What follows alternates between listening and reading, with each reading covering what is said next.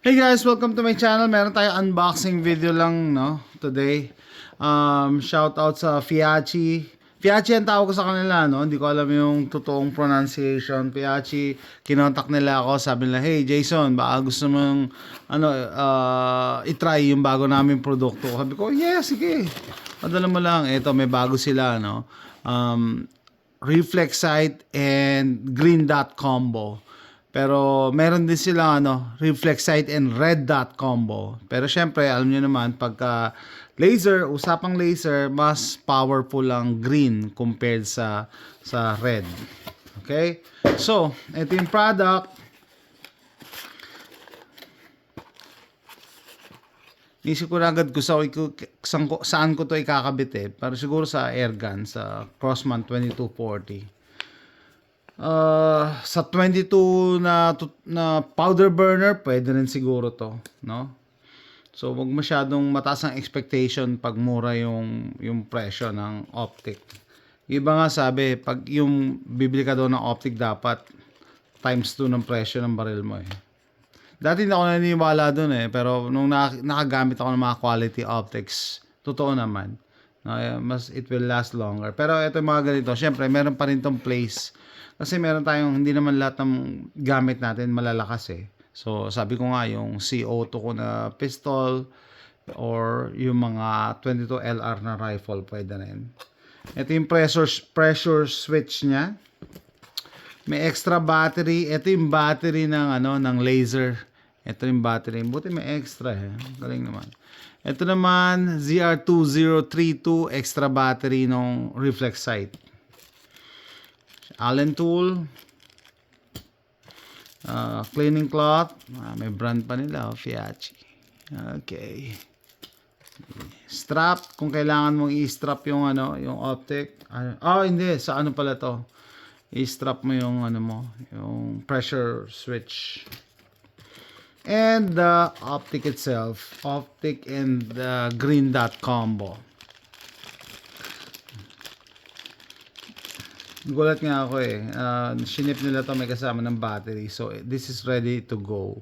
So itong design na to, familiar to, no? Nasa tagal na sa market, pero I think ito lang yung nakita ko nga na na merong combo na laser. Tinabihan na nila na laser. So meron siyang rubber cover. Yan na siya. Tapos yung optic niya, either green or red. So to turn nyo lang to. Yan, green tayo. Pick up green. Diba? Tapos pwede rin naman na red. Dali.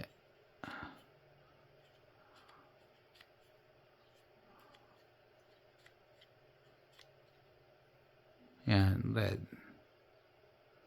Gusto ko yan, white yung background. So yung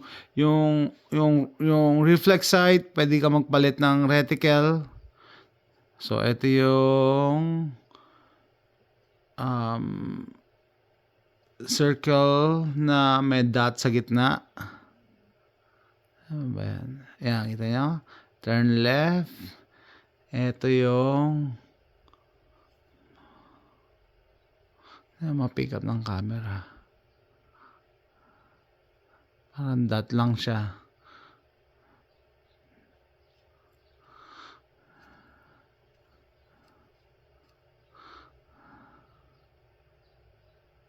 Ito naman yung cross. Circle na may dot. Pinagsama mo. So, mas prefer ko siguro yung circle. Okay, circle. Tapos, ito naman yung laser. Sensya na kayo sa daliri ko, yung mga nails ko, nagme-mekaniko ko, kaya medyo may dumi. Mamaya, di ba ako tapos So, yan. So, eto, makikita nyo guys, kala nyo ba't ganyan, magkalayo, hindi ka tatama niyan. Kasi masyado malapit. Pero pagka lumayo na, 10 yards ko to siniro they're on top of each other, no? So makita nyo kasi bakit ganyan ang optic mo tsaka laser magkalayo. Kasi dito naman in reality magkalayo naman talaga sila, di ba? So ang gagawin niyan habang lumalayo magtatama yan. Magtatama. Yan.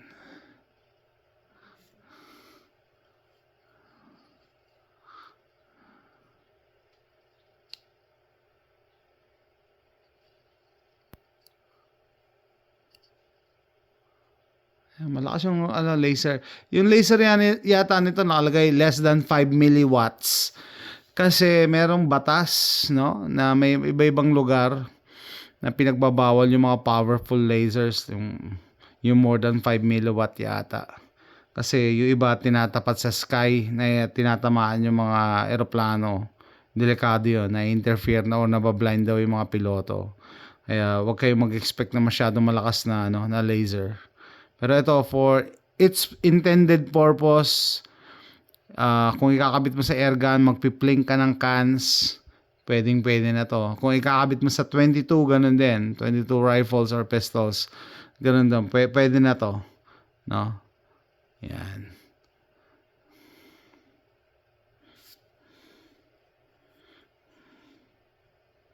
Yan. Pero available to sa Amazon, tapos meron din silang option, patayin ko nga muna. Meron din silang option na yan, green or laser, red naman yung laser. Depende sa combo na gusto mo. Okay guys, so quick unboxing lang. And again, shout out sa Fiachi sa pag support sa channel, no? Please support their products and see you next time guys. Bye.